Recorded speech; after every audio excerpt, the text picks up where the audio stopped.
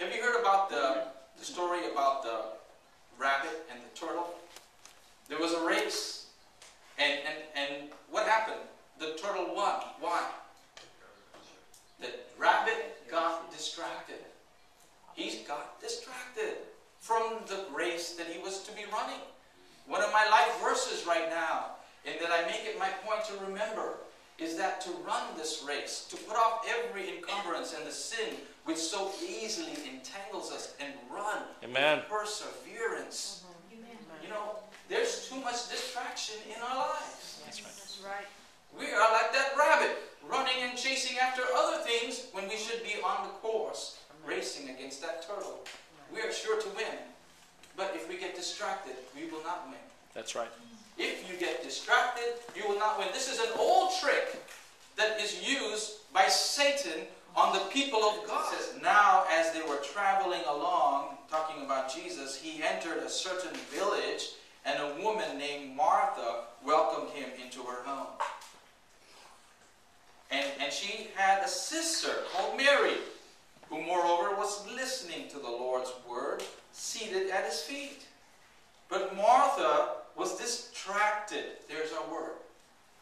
Martha was distracted with all her preparations, and she came up to him and said, Lord, do you not care that my sister has left me to do all the serving alone? Then tell her to help me. But the Lord answered and said to her, Martha, Martha, you are worried and bothered about so many things, but only a few things are necessary, really only one. For Mary has chosen the good part, which shall not be taken away from her. So you see, Martha was, her problem, she was distracted. She was worried about many things. Well, someone may say, well, you know, when you have Jesus come into your house, you want to prepare some food, right?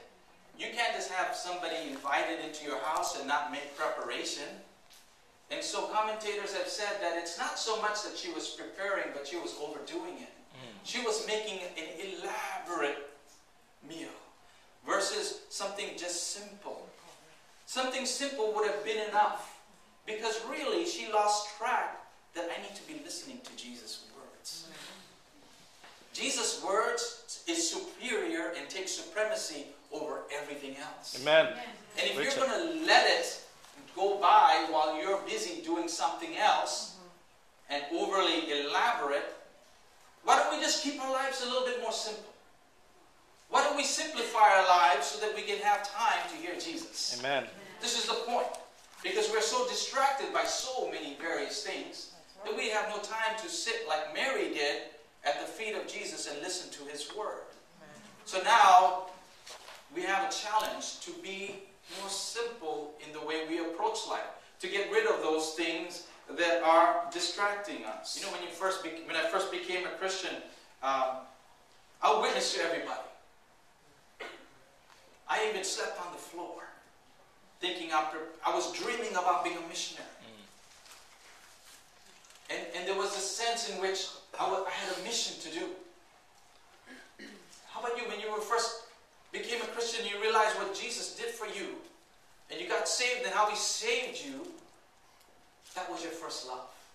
That's right. But isn't it interesting how, after time, your life is no longer so simple? Now it's almost as if somebody has to force you and twist your arm to read the Bible. You know, we get so distracted, we start doing things that not only help our spiritual lives, not only don't help us, but they hinder our spiritual lives. We've gotten involved in things that are so distracting in such a way that we're not interested in praying because of all of those influences anymore. You know, I have Netflix, and I got this movie.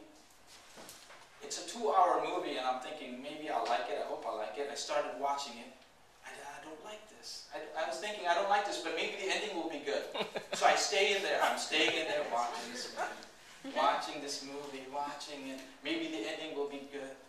I'm thinking somebody's going to die, or something's going to happen, right? something gonna happen. This movie is terrible.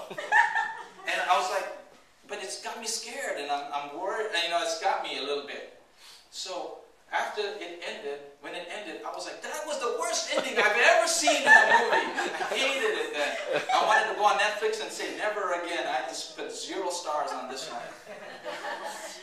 And I felt guilty because I had spent 2 hours of my valuable time, with this. And I'm thinking, what did I gain? I went to sleep, and all of those evil and spooky things were coming in my mind. Do you know, this is not a good way to go to sleep and watch these movies that are done with violence. These people who make these movies, they don't care about God. All they care about is catching people's attention and shaking them up and making a big dollar. And so I was having a weird sleep time. And then the next day I was awake. I said, where's the joy of the Lord? God, please give me the joy of the Lord. I didn't feel like I was in the Spirit. Not only had I wasted 2 hours, I had wasted 2 hours of my time, but it was influencing me the whole night, the whole next day. Where's the joy? Where's the joy? And I was thinking, I should not have watched that movie. But the reason I watched it is because, I paid $8.95 for my membership. I don't want to waste that. So now I'm involved in something I don't love. My point is this. I was doing something I don't love. That's right. Why was I doing something I don't love? I should have just turned it off and said, I don't love this. Amen. Why am I doing it? Because I paid $8 for this membership? That's not the good reason. I could have paid $100 now. It doesn't matter how much it cost me. I should have just done something I love. I should have got on my knees and prayed and turned it off and done something I love. Share some time with Jesus Christ. Amen. Or talk to my son or something like this. But no. So we really need to do what we love. Amen. And when Christ is your first love, it's always going to involve God. That's right. Amen. So when I hear Steve Jobs saying, do what you love, for me, what I'm thinking is, get involved with Jesus Christ. Amen. Because that's who I love. That's right. Amen. And get involved with Him somehow, serve Him somehow, talk to Him, worship Him.